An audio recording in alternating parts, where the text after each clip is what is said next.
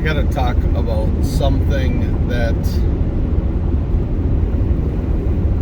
has been bothering me a lot lately, and that is how to not blow up your engine. And this could go for a race engine, or a lawnmower engine, or your commuter car, or your diesel truck that you pull your skid loader with, or the skid loader behind it. It's gonna sound elementary, but I deal with this no less than 3 times a day at work. And I condemn motors probably once a week, maybe a little less, maybe twice a month because of this. It's people not checking their fucking oil. It absolutely blows my mind. Basically, every engine consumes oil. Some engines consume a lot less oil than others, but all of them will consume oil. It is not the local express lube's job to check your oil. It's not, I mean, it can be if you stop in and ask them to. I've never met a shop that would not check your oil if you asked them to. We would do it for everyone that asked us to. And we would sell you a quart of oil and put it in your car for you. You have no idea how many cars come into my work 3 quarts low, 4 quarts low, no oil in them, and they're knocking, and the timing chains are making noise, and they have P0011 codes and cam timing codes and all kinds of stuff. Well, imagine that. You have BVT in your motor and it requires oil pressure to function, and you don't have any oil in the damn thing. So what causes oil consumption? Well, there's a bunch of things that can cause it, but why is it so prevalent lately? We have a government that thinks they know more about cars than everyone else. This is all my opinion, by the way. Feel free to comment below if you think I'm dead wrong. I should make a video about my background, by the way. We'll get to that later. But my opinion is that around 07, for most manufacturers, somewhere around 07, they started building engines a lot looser, smaller ring packages. Basically, I guess you could effectively say they're basically building them like race engines, less friction, less drag, but they're consuming more oil. And there's some other things in there, like the displacement on the demand with the GMs, that those have their own issues, and that's its own animal. But I'm talking, like, for instance, like the 2.4 Ecotec engine, or Kias or Hyundais, or some of these cars. The 2.4 K24 Honda, that thing consumes a lot of oil. I get them in all the time, low on oil, and they're early for their oil change. And a lot of those ones would be early for their oil change, but they're running synthetic, so that's a double-edged sword.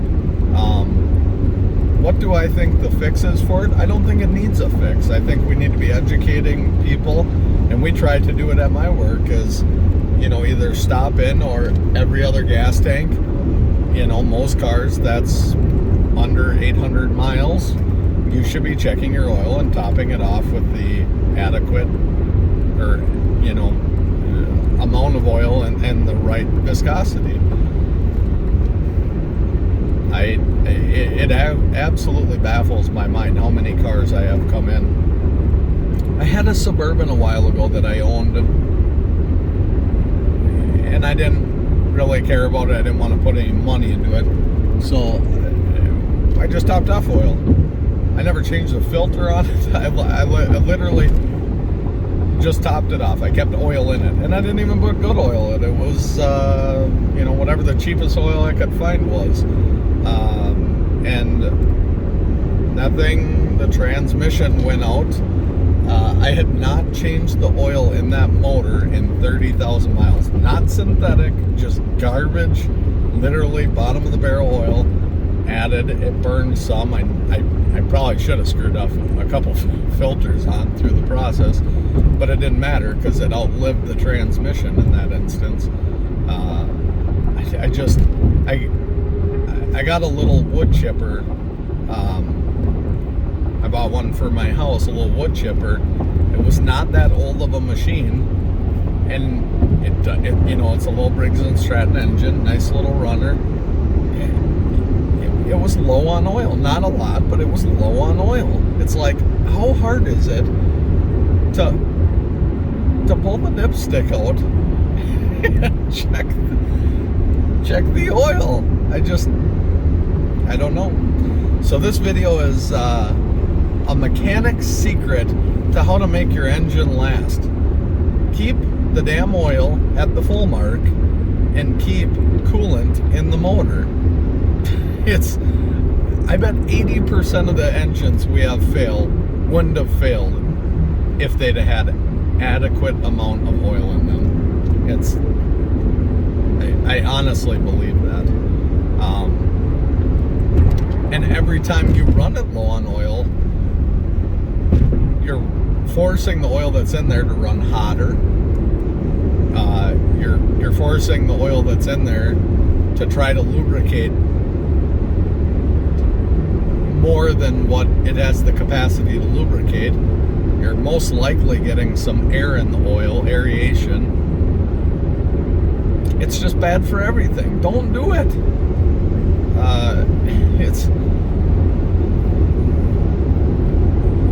And there's this needs to go to everyone's, like, you don't have to share the video, but I mean, like, this topic needs to be brought up at every dinner table as your kids are getting their license. This is something we're not teaching. That's another video. Maybe tomorrow I'll make a video on that. The things that we're not teaching in school that we should be. Yeah, that'll be tomorrow. We'll do a video again tomorrow on the way home. Maybe it'll be the ride home with CJ or something. I don't know. But we need to take people as they get their license and educate them that this is how you check the air pressure in your tires, because that'll keep you off the side of the road 9 times out of 10, or at least look at them and see that they are low. And how many people have driven on flat tires and come into us after the fact on a tow truck? That's another mind boggler. But checking the oil level, and I don't think you need to get much deeper than that. There's other things that can leave you stranded, absolutely. But that is why you get a good reputable shop to do your service work and stick by them. Bouncing around shops, by the way, is a bad idea. If you have a bad experience, that's one thing. Try to find a reputable one, make the move, stick with them. It's hard for us to get bounced into the middle of a diagnostic because a customer is frustrated with a shop or doesn't buy into what they're saying or something. And I do understand there's circumstances where you do need to cut ties. I've been there myself before with not automotive things, but other stuff. But there is not a shop that I have ever worked at where if a customer came in and said, man, I would feel more comfortable if someone else would check my oil. Could you guys do that? And they would say, sure, come in. We'll schedule you to come in. We could even type you up an oil change sticker and have you come in early and we'll check it and retype you up a new sticker. It's not that hard. Doesn't take that much time. Most shops would be happy to do it. They'd be glad that you're stopping back in, because they would much rather sell you service work than break your heart and tell you that you need them over. I mean, I'm sure there's shops out there that get all giddy about all these cars blowing up, but it's absolutely ridiculous in my opinion. And it's also, the part that scares me is there's a whole wave of cars that aren't going to be around, and we're going to skip almost a generation of cars because they're all going to get crushed. They're all going to end up in junkyards. I already see it. You go to like the U-Pull type junkyards, and you see newer vehicles than we've seen in them. Vehicles that, in my opinion, have no business being in that type of junkyard yet. Those are normally a little bit older vehicles that end up in those because the value is there for them to be in a more commercial salvage yard. But man, keep oil in your car, and if you plan on keeping your car for a long time, run synthetic oil. It is worth the money in my opinion. But if you're not going to run it forever, or if you're just planning on getting a year out of it, or if you have a set amount, a year, 2 years, whatever, and you're not going to keep it, and it's a stepping stone for you, then don't invest the money in synthetic oil. Conventional oil will work just fine. But that's all I really got. I've been thinking about making this video for a while because we've had some come through the shop that are really nice cars, newer vehicles, and they need engines, and it's almost comical. It's a big part of why these cars, you know, people look at my vehicles and they say, well, geez, how are you know, you're getting 300,000 out of this, or you're driving them into, you know, 350. Well, I buy vehicles that were maintained, you know, like this, you know, I'm driving the Prius again. You know, this thing, I'm at 289 right now, and synthetic oil since the day it was born, and this thing doesn't even really drink much oil. I checked it the other day. I'm due for an oil change by the sticker. It had synthetic, so it was probably a 7,000 mile interval, I'm assuming, at the dealer, maybe 5, somewhere in there. At any rate, I'm about 500 over right now, and I haven't had to add anything. This thing's still above the middle of the crosshatch area, and that's another thing that's worth talking about quickly is if you pull the dipstick out and there's a full mark and then there's a low mark, like or an add mark, on almost every car, aside from like diesel trucks, stuff like that, bigger vehicles, most conventional gasoline engines on the road today, from the lower line to the top line, is almost always, don't quote me on this, but almost always a quart of oil. Maybe start with half a quart and figure out your vehicle. But either way, if you keep it, and you don't want to go much over the full mark because that can create aeration in the oil. If it's over full, the crankshaft, it's called windage, the crankshaft can drag in the oil, and that aerates it, gets air in there, and then the pump picks up that aerated oil, and you actually get less lubrication. At any rate, so you want to stay as close to that full mark as possible. If you check it and it's at the low mark,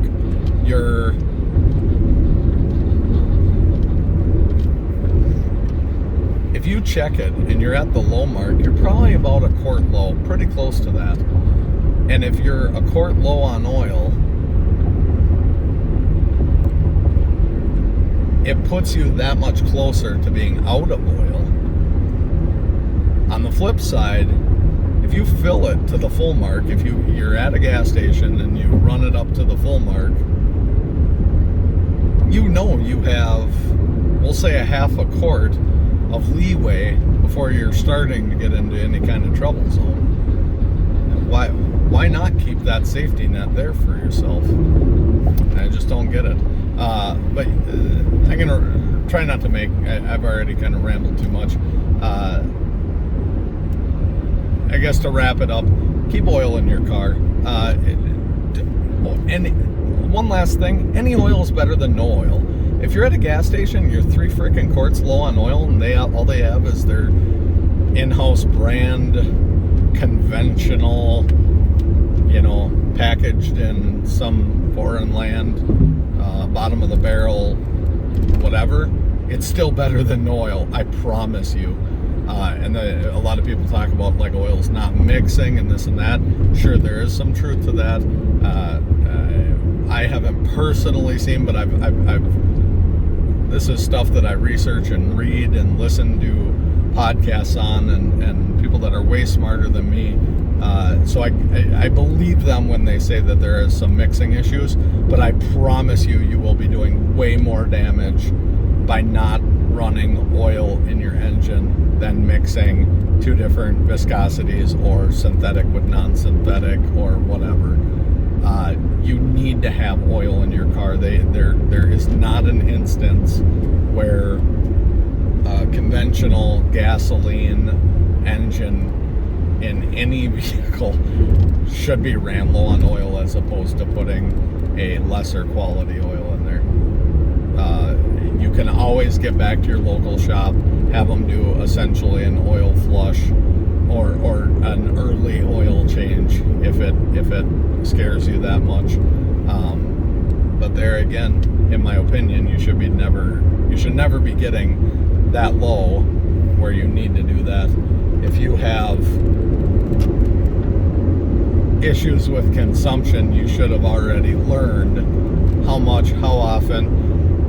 If you have it down, I had a truck a while ago that I had it down every 1,500 miles, it would use half a quart of oil, like on the spot. So I knew, I think it was like every 4 or 5 tanks of gas, I can't remember at this point, but I knew I needed half a quart of oil at that point. So I would just kind of keep track. If I was going out of town, I've never gone out of town without pulling my dipstick out and seeing how much oil's in my car the day before. Ever. I have never done it. So with that, I think I'll wrap up the video. I'm gonna buy a microphone because I got a lot of downtime on my drive home, so I'm gonna buy a microphone for my camera or my cell phone, or I'm going to buy a camera that I can keep in my car or make a mount for in my car, because I got nothing else to do. I'm just gonna yap on the way home and you guys can listen. Again, thank you everyone for subscribing, your comments, I do appreciate it. Let me know if there's any topics you want me to go over or cover or talk about. My next video, I think I'll talk about my background, because I think it'll help kind of explain where I'm coming from, and there's a ton of people in this world that are smarter than me, and I definitely do not claim to be an industry leader by any stretch of the word, but I do listen to the industry leaders, and I pay very close attention to the industry leaders, and if I'm ever wrong, I welcome any one of them to make a video with me and we can talk about it. That sounds like a good idea. Again, thank you. Like, subscribe, share, talk about it with your friends, make a good table talk with the kids, especially the ones that are starting to drive. This goes for everything. It doesn't just go for vehicles or motor vehicles on the road. I mean, we're talking if your kids have dirt bikes, motorcycles, scooters, those types of things. Man, you can make them live a lot longer by keeping oil in them. It's just an absolute fact. So, again, thank you.